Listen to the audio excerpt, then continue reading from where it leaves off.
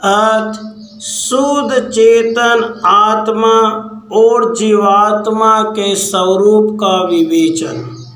श्री महादेव जी ने कहा, हे ब्राह्मण, चेतन जीवात्मा अज्ञान के कारण मैं दुखी हूँ, इस भावना से व्यर्थ ही दुखी होता है और मैं नष्ट हो गया, मैं मर गया, यूँ भावना करता हुआ रोता रहता है।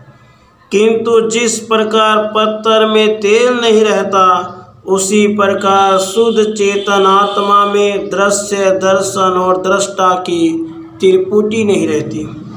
जैसे चंद्रमा में कालिमा नहीं रहती, वैसे ही शुद्ध आत्मा में कर्ता, कर्म और करण नहीं रहते।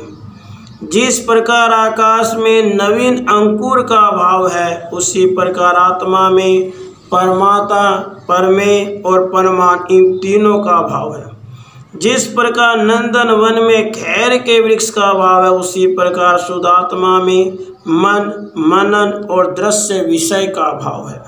जैसे आकाश में पर्वत का अभाव है, वैसे ही शुद्ध चेतन में मैं पना, तू पना, वह पना आदि नहीं है। जैसे काजल में सफेदी नहीं रहती, वैसे ही चेतन में अपनी देह तथा पराई देह का भाव नहीं रहता। वह शुद्ध चेतन आत्मा केवल, निर्विकल्प, सर्वव्यापक, संपूर्ण तेजों को भी प्रकाशित करने वाला, स्वच्छ और परम श्रेष्ठ है। वह संपूर्ण पदार्थों को प्रकाशित करने वाला, सर्वव्यापक, नित्य शुद्ध, नित्य प्रकाश रूप, मन से रहित, निर्विकार और निरंजन है। एक वही घट और पट में, वट और दीवाल में, सकट वानर में, गधे असुर में, सागर आकाश आदि भूतों में, नर नाग में सर्वत्र व्यापक होकर स्थित है।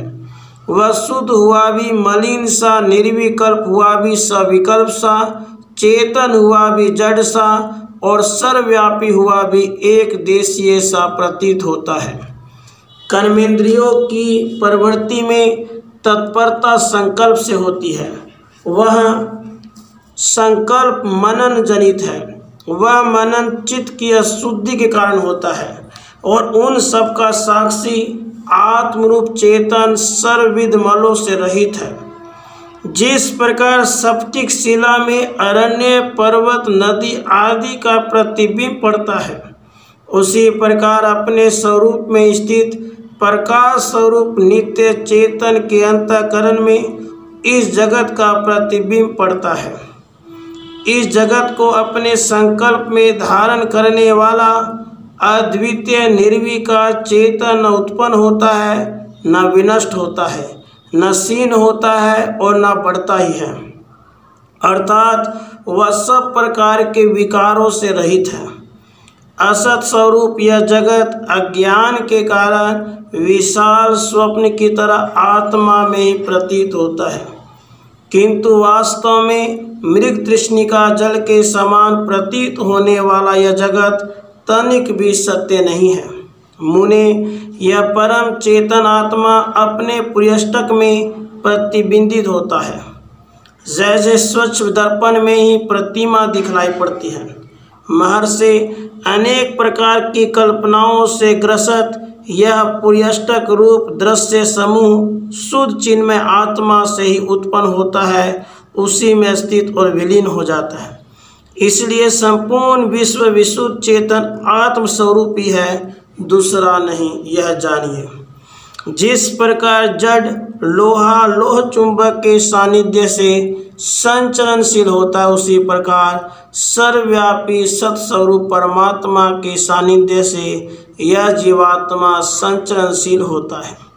सर्वत्र स्थित परमात्म शक्ति से ही यह जीव चेष्टा करता है। यह जीव ज्ञान से अपने वास्तविक स्वरूप को भूल जाने के कारण देह के संबंध से जड़ सा हो गया है। अपना विशुद्ध चैतन्य रूप स्वभाव भूल जाने के कारण ही यह चेतन चित्त सा बन गया है। ब्राह्मण, परमात्मा ने ही शरीर रूपी गाड़ी खींचने के लिए मन शक्ति प्राण शक्ति ये दो सुदृढ़ बैल उत्पन्न किए हैं। सच्चिदानंद घन निर्विकार परमात्मा के सकाश से ही यह जीव जीवन धारण करता है। जिस प्रकार दीपक के सकाश से घर शोभा देता है, अज्ञान के कारण इस जीव की आधियाँ एवं व्याधियाँ उसी प्रकार उत्तरोत्तर स्थूलता प्राप्त करती है। जिस प्रकार जल का तरंग रूप और उस तरंग रूप का फेन रूप उत्तरोत्तर स्थूलता प्राप्त करता है। सर्वशक्ति रूप होने पर भी वही चेतन जीवात्मा ज्ञान के कारण मैं चेतन नहीं हूँ इस भावना से इस देह में परवशता प्राप्त करता है, किंतु अपने स्वरूप के ज्ञान से मोह रहित हो जाता है। हृदय रूप कमल पत्र के चेष्टा रहित हो जाने पर ये प्राण शांत हो जाते हैं।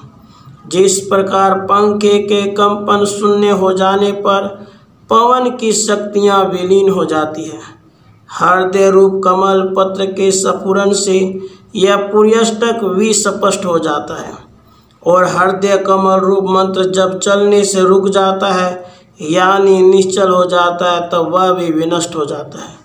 द्विजवर जब तक देह में पुर्यष्टक विद्यमान रहता है तब तक देह जीवित रहती है और जब देह में से पुर्यष्टक विलीन हो जाता है तब देह मृत कही जाती है। किंतु जब शरीर का हृदय कमल रूपी यंत्र सदा चलता रहता है तब यह जीव अपने संकल्पवश प्रकृति के अधीन हुआ कर्म करता रहता है। पर राग द्वेष रहित विशुद्ध वासना जिनके हृदय में रहती है वे अटल एवं एक रूप रहने वाले मनुष्य जीवन मुक्त हैं। हृदय कमल रूपी यंत्र के रुक जाने तथा प्राण के शांत हो जाने पर यह देह पृथ्वी पर लकड़ी और ढेले आदि की भांति गिर जाती है। मुने ज्यों ही हृदयाकाश के वायु में अर्थात प्राण में यह पुर्यष्टक लीन हो जाता है त्यों ही मन भी प्राण में ही विलीन हो जाता है। जिस प्रकार घर के लोगों के घर छोड़कर दूर चले जाने पर घर शून्य हो जाता है, उसी प्रकार मन एवं प्राण से शून्य हुआ यह शरीर स्वरूप हो जाता है।